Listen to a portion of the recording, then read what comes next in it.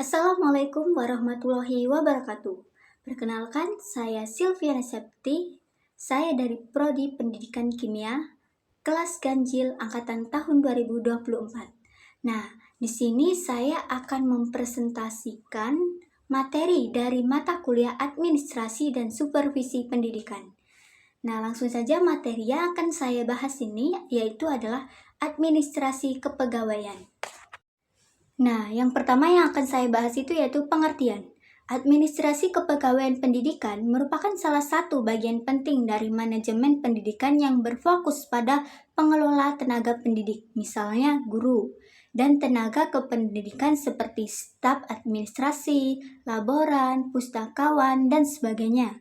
Nah, tujuan utamanya adalah agar seluruh tenaga kerja dalam lembaga pendidikan dapat melaksanakan tugasnya secara efektif, efisien, dan profesional sesuai dengan tujuan pendidikan yang telah ditetapkan. Kegiatan ini mencakup beberapa. Yang pertama itu perencanaan kebutuhan tenaga kerja seperti guru, tenaga kependidikan. Nah, yang kedua itu rekrutmen dan penetapan pegawai sesuai kompetensi. Yang ketiga itu pembinaan dan pengembangan karir tenaga pendidik. Yang keempat itu penilaian kinerja dan pemberian penghargaan. Nah, yang terakhir itu pemeliharaan kesejahteraan dan kedisiplinan pegawai. Fungsi-fungsi administrasi kepegawaian itu meliputi yang pertama, perencanaan kepegawaian. Ini menentukan kebutuhan tenaga pendidik dan kependidikan secara tepat. Perencanaan ini dilakukan untuk memperhatikan jumlah siswa, jenis mata pelajaran, dan program sekolah yang berjalan. Perencanaan ini penting agar tidak terjadi kekurangan atau kelebihan tenaga kerja yang dapat mengganggu efektivitas proses belajar mengajar. Contohnya, sekolah melakukan analisis kebutuhan guru dan menentukan bahwa diperlukan tambahan 1 guru kimia dan 1 laboran untuk mendukung kegiatan praktikum. Nah, fungsi yang kedua itu adalah rekrutmen dan penempatan. Fungsi ini berkaitan dengan proses mencari, menyeleksi, dan menempatkan calon pegawai yang sesuai dengan kebutuhan lembaga pendidikan. Rekrutmen dilakukan secara objektif untuk mendapatkan tenaga kerja yang memiliki kompetensi, dedikasi, dan etika kerja yang baik. Contohnya, bimbingan belajar membuka seleksi tutor baru melalui wawancara dan uji mengajar, kemudian menempatkan tutor tersebut pada bidang pelajaran yang sesuai dengan keahliannya. Begitu pula madrasah yang merekrut guru honor berdasarkan kebutuhan mata pelajaran tertentu. Nah, fungsi yang ketiga itu adalah pembinaan dan pengembangan. Setelah pegawai diterima, lembaga pendidikan perlu melakukan pembinaan dan pengembangan karir secara berkelanjutan. Kegiatan ini bertujuan untuk meningkatkan kompetensi, pengetahuan, serta profesionalisme tenaga pendidik dan kependidikan.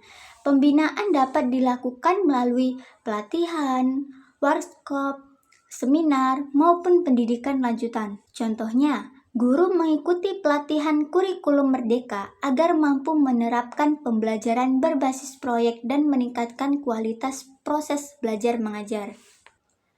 Fungsi yang keempat itu adalah penilaian kinerja. Fungsi ini melibatkan evaluasi terhadap prestasi kerja guru dan staf. Untuk mengetahui tingkat keberhasilan mereka dalam melaksanakan tugas, penilaian ini dilakukan secara berkala dan objektif, menjadi dasar dalam pemberian penghargaan, promosi, atau pembinaan lanjutan.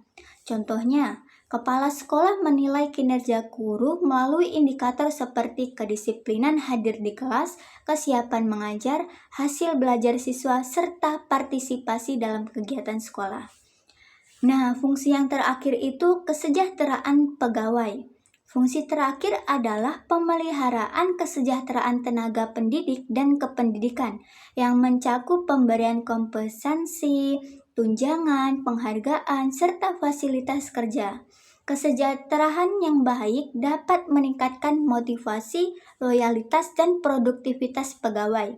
Contohnya, sekolah memberikan insentif khusus bagi guru berprestasi atau memberikan fasilitas kesehatan dan cuti untuk menjaga kesejahteraan tenaga kerja.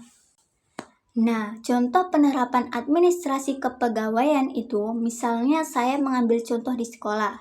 Nah, terlihat sejak tahap perencanaan kebutuhan tenaga pendidik, di mana kepala sekolah dan wakil kurikulum menganalisis jumlah guru berdasarkan siswa dan mata pelajaran. Nah, setelah itu dilakukan rekrutmen dan penempatan guru sesuai bidang keahliannya. Selanjutnya itu pembagian tugas dan jadwal mengajar disusun agar beban kerja guru seimbang, termasuk penugasan tambahan seperti wali kelas atau pembina ekstrakurikuler. Dalam hal absensi dan kedisiplinan, sekolah menempatkan daftar hadir harian yang memantau kehadiran guru dan staf. Data inilah yang digunakan dalam penilaian kinerja melalui supervisi dan observasi kelas. Selain itu, kepala sekolah juga melakukan pembinaan dan pengembangan profesionalisme melalui pelatihan, serta memperhatikan kesejahteraan pegawai dengan memberikan tunjangan, bonus, dan penghargaan guna meningkatkan motivasi kerja. Nah, kesimpulan dari materi yang saya sampaikan tadi itu yaitu kesimpulannya memahami administrasi kepegawaian sangat penting bagi calon pendidik dan pengelola lembaga pendidikan karena menjadi dasar dalam mengatur, mengembangkan, dan memelihara tenaga pendidik agar bekerja secara profesional dan efisien. Melalui pemahaman ini, calon pendidik bekerja untuk melatih disiplin, bertanggung jawab, serta memahami perannya dalam sistem pendidikan. Nah, refleksi dari saya itu, calon pendidik dan pengelola perlu menyadari bahwa keberhasilan lembaga pendidikan tidak hanya bergantung pada kualitas pembelajaran, tetapi juga pada pengelola sumber daya manusianya. Dengan administrasi kepegawaian yang baik, tercipta lingkungan kerja yang harmonis, produktif, dan berorientasi pada peningkatan mutu pendidikan. Nah, demikianlah materi yang dapat saya sampaikan. Saya ucapkan terima kasih dan semoga bermanfaat. Sampai jumpa.